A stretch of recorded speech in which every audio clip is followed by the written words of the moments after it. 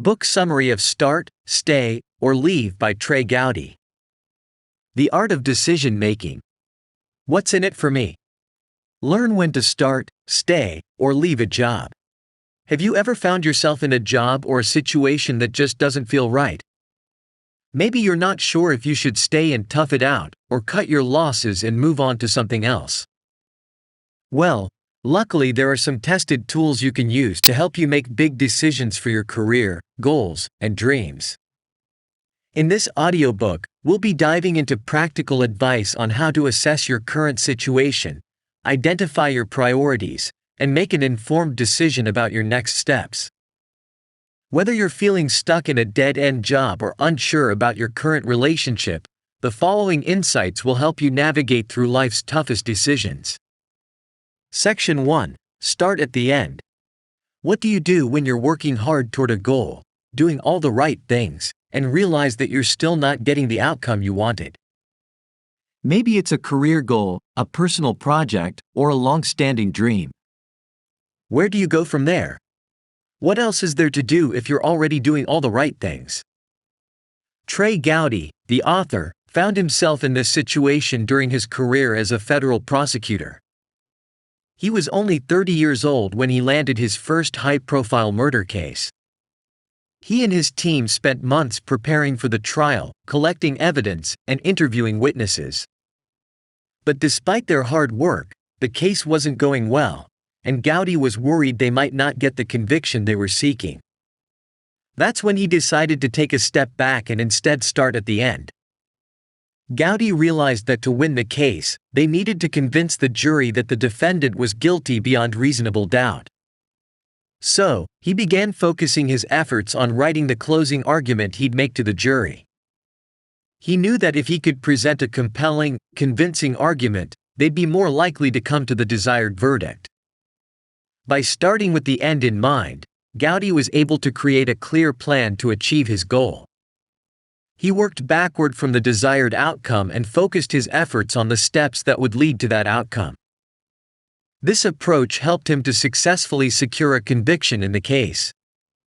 Since then, Gowdy has used the power of starting at the end to help him achieve almost every goal throughout his career. The next time you're faced with a difficult decision or a challenging goal, take a page from Gowdy's book and try to visualize what the end result will look like. Then, write down a clear and concise description of what you want to achieve. This can help you focus your efforts and make sure you stay on track to reach your ultimate goal. For example, if you want to start a new business, write down a description of the company you want to build, the products or services you'll offer, and the revenue and profit goals you hope to achieve in the next 1 to 3 years. Starting with the end in mind isn't just about setting goals, though. It's also about breaking those goals down into smaller, achievable steps and focusing your efforts around those steps.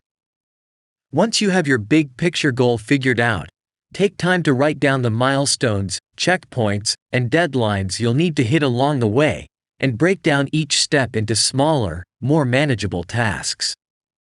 Say your goal is to run a marathon in 6 months.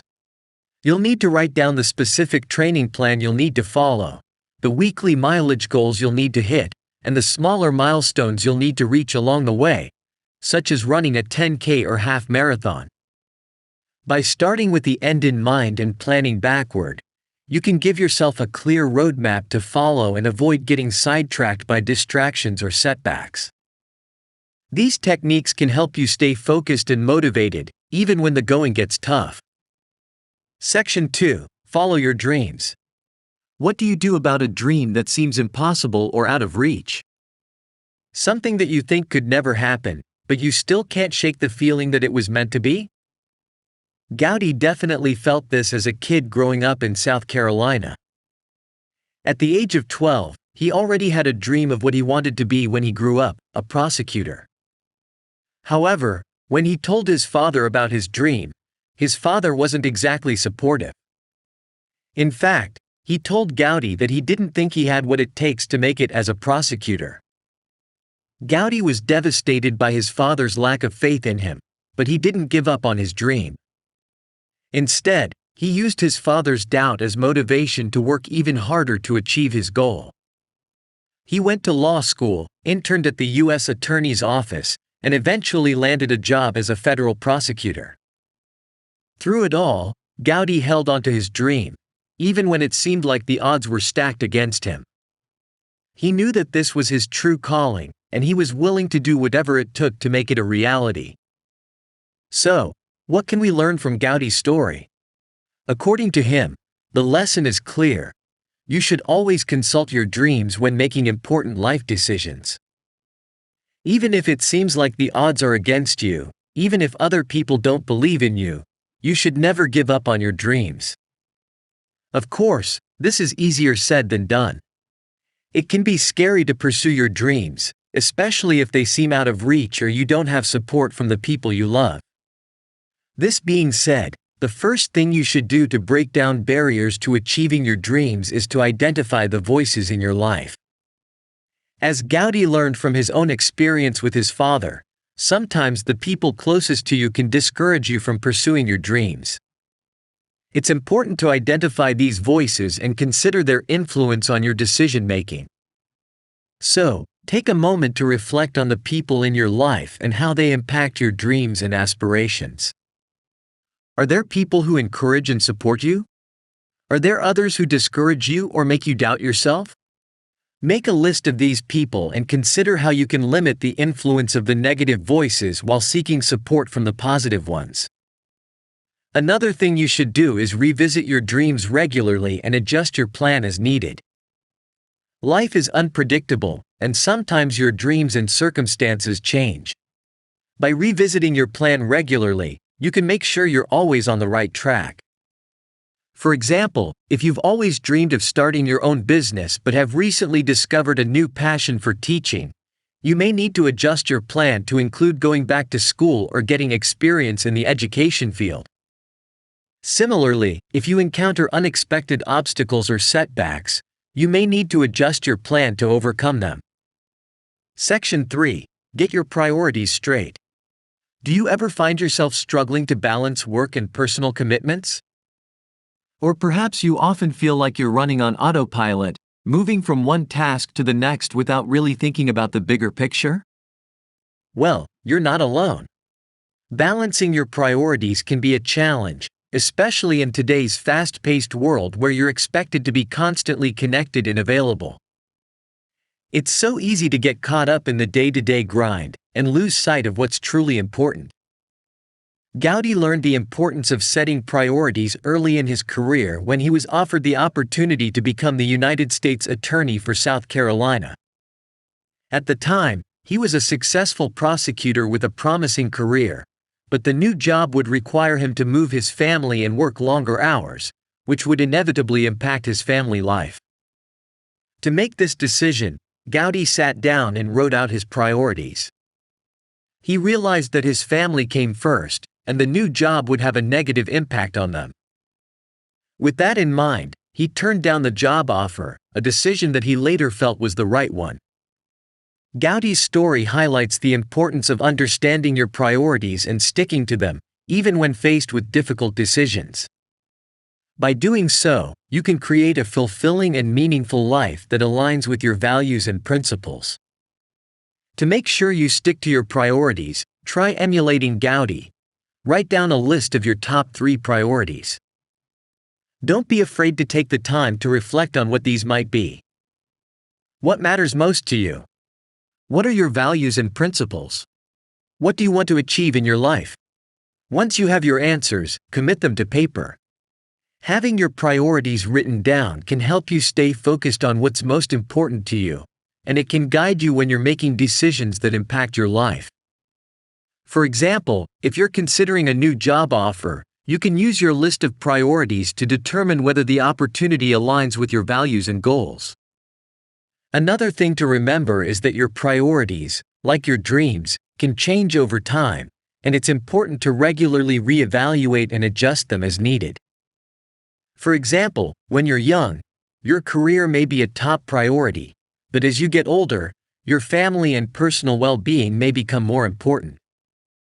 To put this into action, Set reminders to review your list of priorities at regular intervals, such as once a year or every 6 months. Take some time to reflect on whether your priorities have shifted and whether they still align with your values and goals. For example, let's say that you've been working long hours and sacrificing time with your loved ones to advance your career. After reflecting on your priorities, you realize that your family and relationships are actually more important to you than career success. You can adjust your list of priorities accordingly, and then make changes in your life to reflect those new priorities. Section 4. Know when it's time to stay or leave. Have you ever found yourself feeling stuck in a job, wondering if it's time to move on?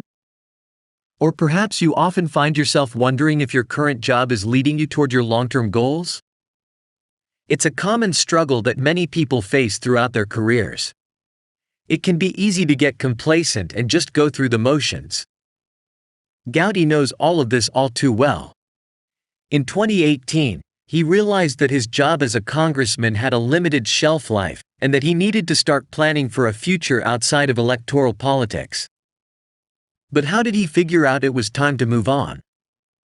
After all, he was extremely passionate about the work he was doing, as well as the people he was serving. But he also knew that he couldn't stay in that role forever. The thought of leaving such an important job filled him with a sense of guilt and uncertainty, but he ultimately realized that it was time to move on. So how did he figure it out?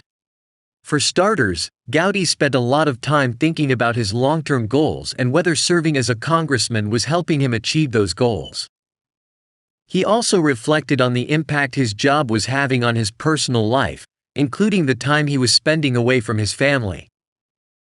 After weighing the pros and cons of staying in Congress, he ultimately came to the conclusion that it was time for him to step down and focus on other areas of his life. If you find yourself in a similar situation about your own job, and whether it's time to move on, it's once again time to find paper and a pen. The first thing you need to do is honestly assess your level of job satisfaction. Make 2 columns. In the first column, write down all the things you love about your job. These might be the tasks you enjoy doing, the people you work with, or the culture of your workplace.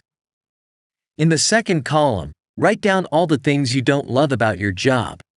These might be the tasks you dread doing, the people you struggle to work with, or, indeed, the culture of your workplace. Once you have a clear picture of what you love and don't love about your job, you can start to identify patterns and determine whether the things you don't love outweigh the things you do love. For example, let's say you work at a marketing agency and you love the creative work you get to do, but you don't love the toxic office culture and lack of work-life balance.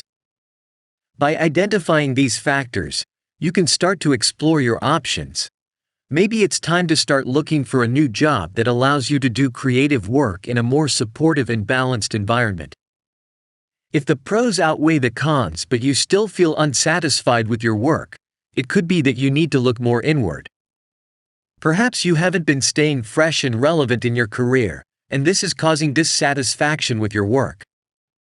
This is why it's important to continuously assess and develop your skills. This means regularly taking stock of your strengths and weaknesses, as well as keeping up with industry trends and developments. To do so, take out another piece of paper and make a list of the skills you currently have and the skills you want to develop in the future. Then, do some research to identify resources and opportunities to develop those skills.